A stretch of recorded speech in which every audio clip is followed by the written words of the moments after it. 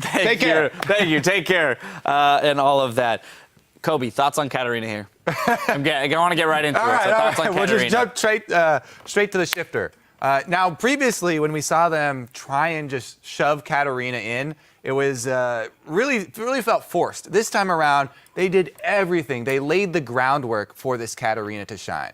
First of all, they're on red side. They save Katarina till later. They wait until Impulse have locked in. They have no point-and-click lockdown for Katarina. They have a couple of ways that they can sort of disengage. But already Dignitas have what you want. These crazy front line of Sion and Zach, who their whole job is to just jump in and create chaos. That's all Zach does. He jumps in from a very long range, bounces around in circles, gets everybody sort of low and split up, and Katarina can clean up very easily. You knew when you saw these team comps that they would win if it went late easily. And after seeing the very beginning of this game and the way the laning phase went, really felt like Dignitas had this one in the bag. And Zyrene, we've touched on already today the idea of these really tanky comps, these huge frontliners. Dignitas went with it, and it seems like more often than not, those compositions are coming out on top. Yeah, you really have to draft against them, right? Like a LeBlanc is not going to burst down a Sion and deal with a Zac at the same time that it has to blow up a Katarina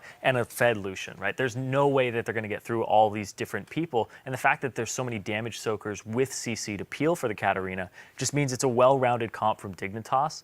But it's very kind of came together at last second. Like saving that last pick was absolutely crucial because they saw the situation that they could put it in. Also the way they played it, right? Shifter, he got first blood gold. And they were like, okay, we're gonna start getting this Katarina fed. Didn't do it exactly the way. Like there were some kills that they could have given over to. He could have had a lot more kills. He could have had more kills. But that just speaks to the strength of the comp. That he could have had more kills and could have been even more snowballed than that, and they still couldn't deal with it the way that they had played it out on Dignitas' side with giving him some assists instead of kills. Yeah, the true time where Cinderhulk shines is as you start getting towards the late game. The bonus HP, 25%.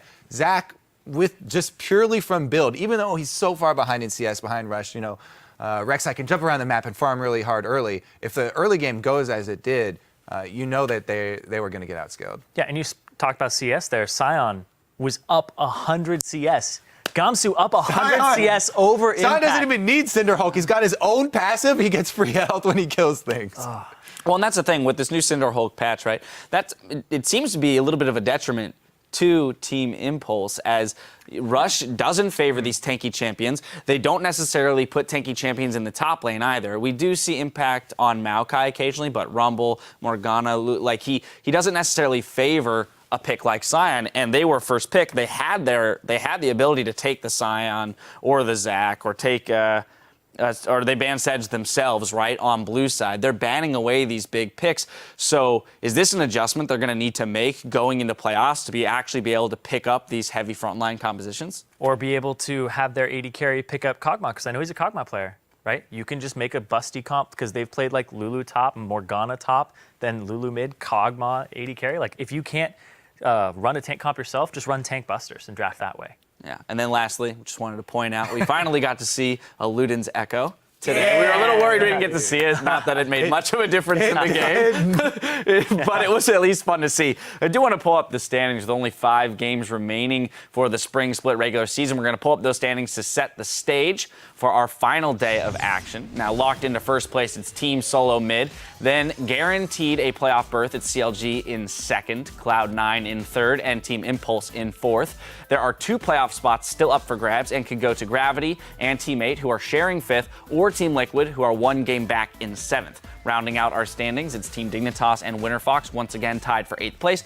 with Coast sitting in 10th. So as we look at this playoff picture, there's still a lot of movement to be had. Got 3 teams fighting to just get into the playoffs, as well as now kind of a race on that top end of the table, given this loss here for Team Impulse. Yeah, I'm happy with the fact that this last day has so much to do with the standings. Just 1 game apart from so many things. Like Gravity could still get 4th place.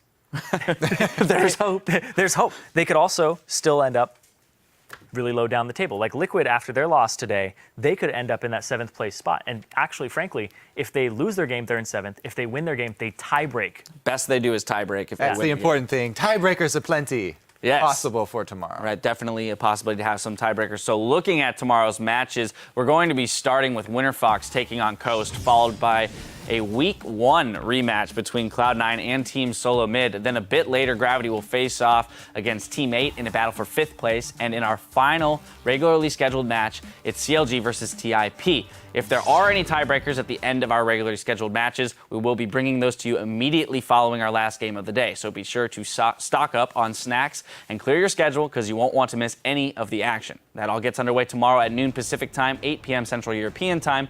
Now for myself, the casters, and the entire broadcast crew, thank you for watching, and we'll see you tomorrow.